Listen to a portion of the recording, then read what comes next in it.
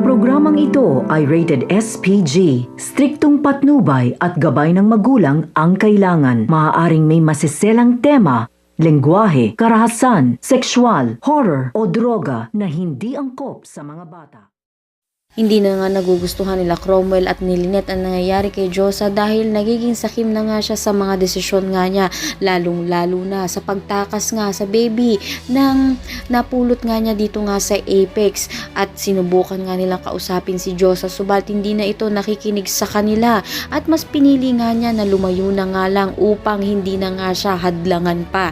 Subalit pagsisisihan nga niya ang mangyayari sa kanya dahil kinakailangan niyang harapin sa batas ang ginawa nga niyang pagtakas sa baby. Samantala habang kumakain naman si Cromwell at si Lynette ay mahuhold up nga ang convenience store na kanilang kinakainan, kaya dahil dito ay posibilidad na matamaan nga ng bala itong ang si Lynette dahil nga tinutukan nga ito ng isang lalaking masamang loob upang sa gayon nga ay makuha nga nito ang gusto nga niya. Kaya naman hindi rin nga magiging maayos ang kalagayan ni Lynette dahil siya ang posibilidad na tamaan ng bala.